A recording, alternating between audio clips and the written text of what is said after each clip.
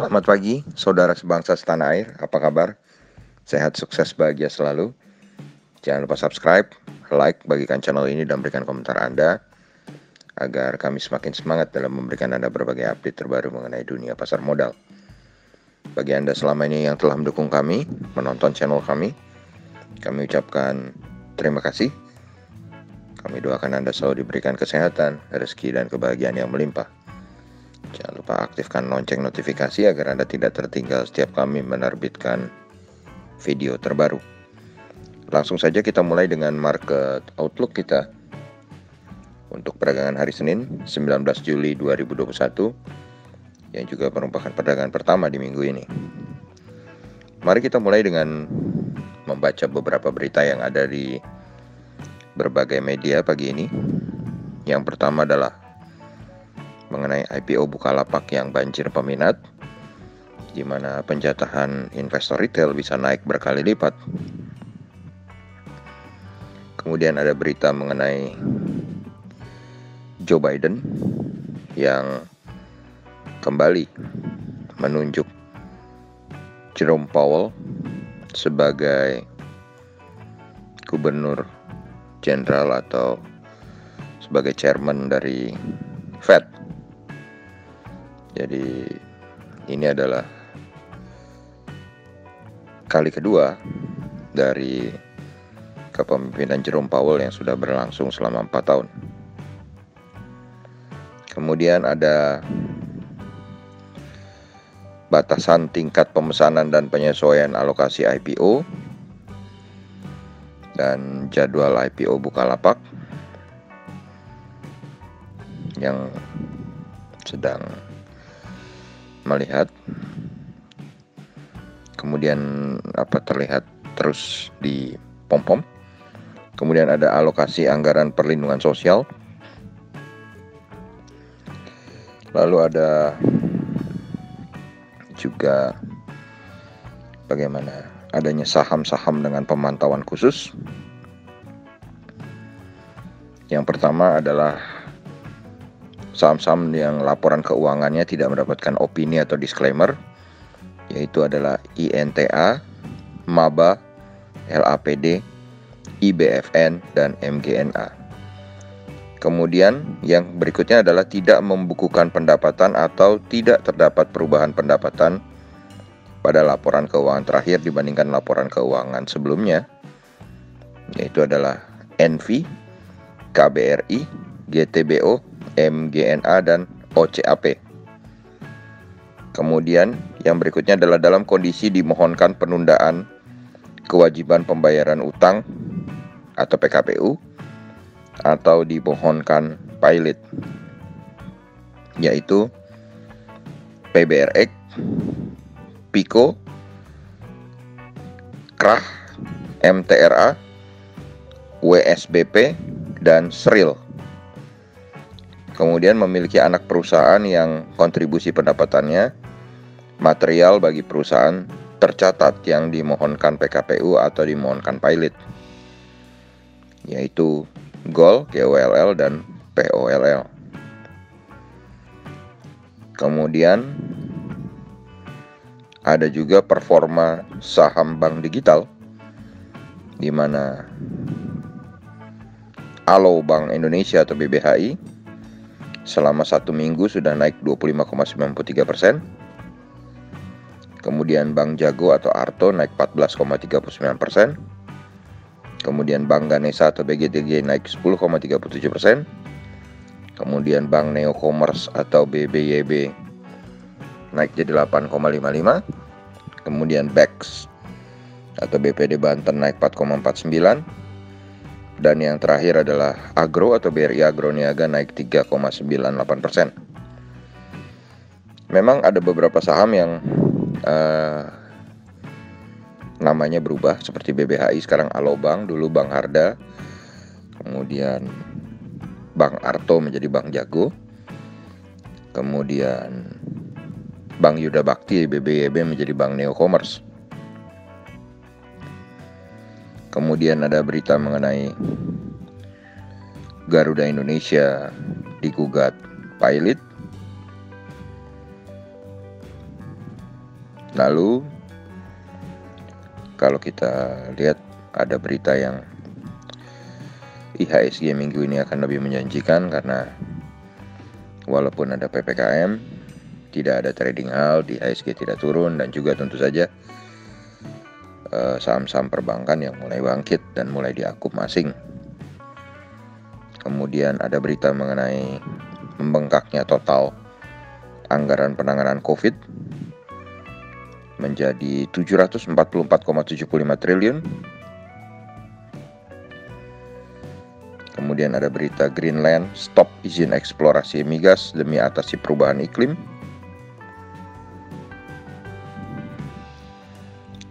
Kemudian Bank Banten serap seluruh dana hasil penawaran umum dengan HMETD sebesar 1,87 triliun.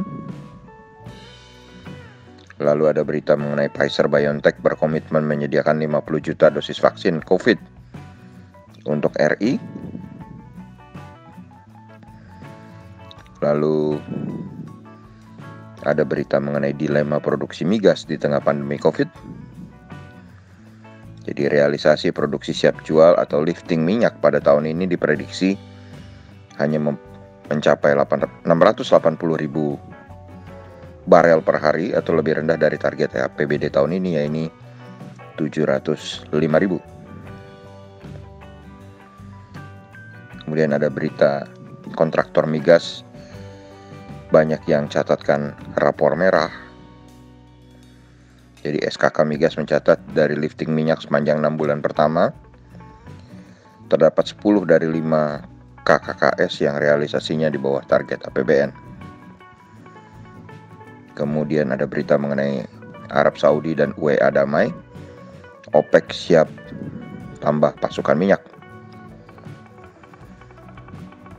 Kemudian ada berita mengenai Sejahtera Raya proyeksikan laba bersih 250 miliar. Lalu ada berita mengenai berlanjutnya program culling atau pemusnahan untuk memangkas kelebihan pasukan ayam yang disinyalir akan mendongkrak kinerja Charon Pokphand. Dan ada berita mengenai Sri Lanka menjadi negara Asia Pasifik berpotensi default tertinggi.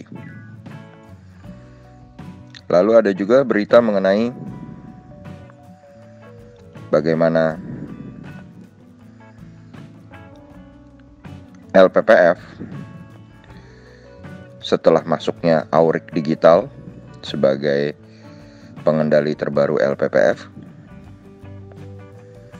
Lalu ada berita mengenai penjualan vaksin KF yang berlanjut. Kemudian ada berita Syariah menjadi penggerak BPJS Ketenagakerjaan. Juga ada berita right issue, di mana ada beberapa yang sudah right issue hingga akhir Juni 2021, yaitu BNLI, Bank Permata, kemudian Arto, Bank Jago, kemudian AGRS, Bank IBK Indonesia, kemudian BBHI, Bank Harda, kemudian Bank Mayapada, dan terakhir BBYB, Bank Neocommerce. Jadi memang right issue menjadi jalan yang ditempuh untuk menambah modal bagi banyak perusahaan. Kemudian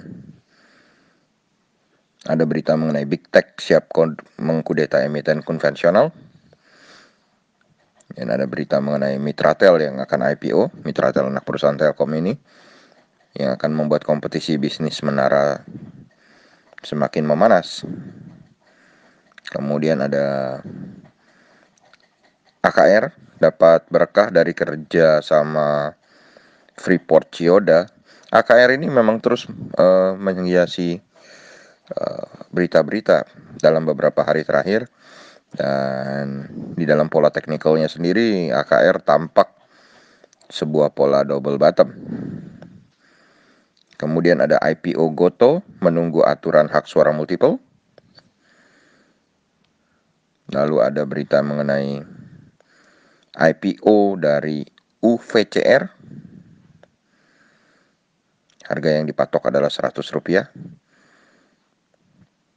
Lalu ada berita mengenai TOWR yang meraih pinjaman 34,8 juta US dollar.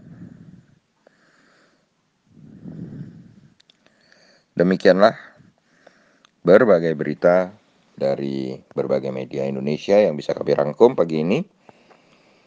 Kemudian kalau kita lihat dari closing market Eropa dan Amerika yang cenderung merah total atau merah semua, yang disebabkan adanya ketakutan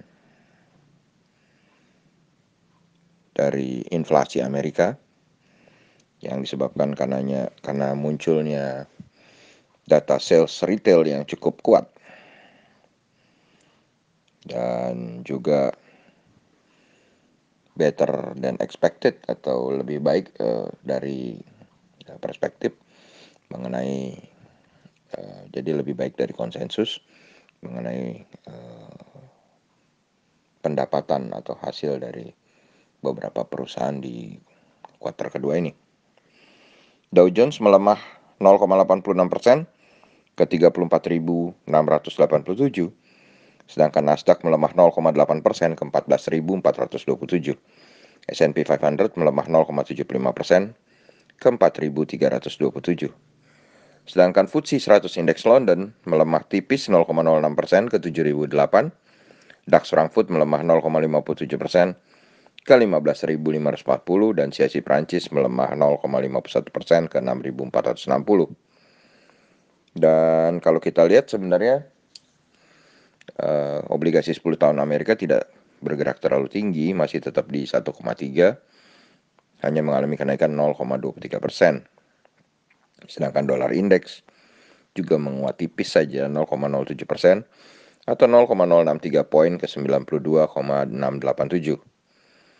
Dan kurs rupiah hari ini masih diperdagangkan di 14.487,5 per 1 US dollarnya. Kemudian kalau kita lihat TLKM NYSE atau saham Telkom yang diperdagangkan di Amerika justru mengalami kenaikan 1,83% atau 0,39 poin ke 21,74. Dan saham Telkom di Amerika saat ini berada di posisi Rp3.156. Sedangkan EIDO atau ETF Indonesia yang diperdagangkan di Amerika juga mengalami kenaikan 0,6% atau 0,12 poin ke 20,24. Dan ini tentu saja menjadi pertanda yang sangat baik ya. Karena dalam beberapa lama terakhir, EIDO itu justru bergerak negatif ketika market US positif. Kali ini EIDO memberikan secercah harapan di mana kumpulan 31 saham terbaik Indonesia ini yang diperdagangkan di Amerika ternyata menghijau. Sedangkan kalau kita lihat dari bursa komoditi juga cukup beragam, di mana WTI oil atau minyak mengalami kenaikan 0,69% ke 71,81, sedangkan emas mengalami penurunan 0,85% ke 1.815. Timah mengalami kenaikan 1,68% ke 33.650. Nikel mengalami kenaikan 1,87% ke 19.085. Silver mengalami penurunan paling dalam 2,34% ke 25,8, sementara Copper mengalami kenaikan 0,2% ke 432. Yang luar biasa adalah batubara Newcastle. Batubara Newcastle untuk kontrak bulan Juli mengalami kenaikan 1,44% ke 148,10. Sedangkan untuk kontrak bulan Agustusnya kembali menembus atap, menembus high, mungkin high 15 tahun terakhir sudah ditembus ya. Jadi naik 2,65% ke 151. Sedangkan untuk batubara Rotterdam, kontrak bulan Juli 0,45% ke 132,6, sedangkan kontrak bulan Agustus naik 0,73% ke 131,5. Kalau kita bicara soal saham-saham batubara memang luar biasa ya.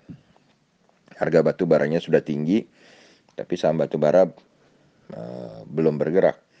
Walaupun Jumat kemarin kelihatannya mulai sedikit uget-uget gitu ya, mulai sedikit hidup. Tapi memang yang baru kelihatan naik ITMG saja ya, karena memang ITMG lah yang satu-satunya performanya perusahaannya secara financial paling bagus.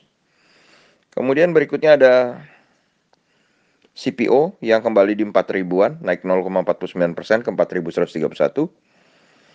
Jadi boleh juga dilihat emiten-emiten CPO dalam hal ini yang masih paling baik kinerjanya adalah LSIP. Tapi bila Anda ingin melihat yang lain misalnya SGRO, SIMP, TBLA, AALI atau DSNG silahkan Anda pantau-pantau. Kemudian Wood Pulp tidak mengalami perubahan, tetap di 4.875. Dan langsung saja kita beralih ke market regional Asia, di mana indeks Nikkei 225 Tokyo Jepang dibuka memerah dalam saat mengalami penurunan 0,87% ke 27.759. Sedangkan S&P ASX 200 Sydney mengalami penurunan lebih dalam 1,04% ke 7.271,5. Sedangkan Kospi Korea atau Kospi Seoul juga mengalami penurunan yang cukup dalam 0,88% ke 3.248,38. Jadi kalau kita lihat pagi ini market Asia ya cukup mengerikan ya. Merahnya hampir mendekati 1% atau 1% lebih. Dan ini mengantar kita pada konklusi, pada kesimpulan bahwa IHSG hari ini akan berada dalam zona merah sebesar 51%. Dan ini wajar juga karena sudah koreksi, sudah mengalami kenaikan 2 hari berturut-turut. Tapi kami masih memprediksi bahwa IHSG akan tetap di area 5.950 sampai dengan 6.125 dengan adanya peningkatan dari aktivitas asing dan kenaikan di saham-saham perbankan. Kami memprediksi hari ini saham-saham perbankan tetap akan memberikan perlawanan dan akan tetap menahan penurunan IHSG. Jadi kalaupun hari ini IHSG turun, ya semoga betul tidak terlalu dalam ya, hanya tipis saja. Dan dalam minggu ini mudah-mudahan IHSG dengan adanya semangat yang baru dari saham perbankan bisa menembus resisten 6.125. Demikianlah apa yang bisa kami sampaikan pagi ini. Mohon maaf terlalu panjang karena cukup banyak berita yang tersedia. Semoga bermanfaat, tetap sehat, tetap semangat, maju terus dalam mencapai profit maksimal di pasar modal Indonesia. Dan jangan lupa untuk selalu berusaha berbahagia, karena bahagia itu penting untuk meningkatkan imun tubuh kita walaupun saat ini sedang sangat sulit situasinya. Demikianlah, sampai jumpa.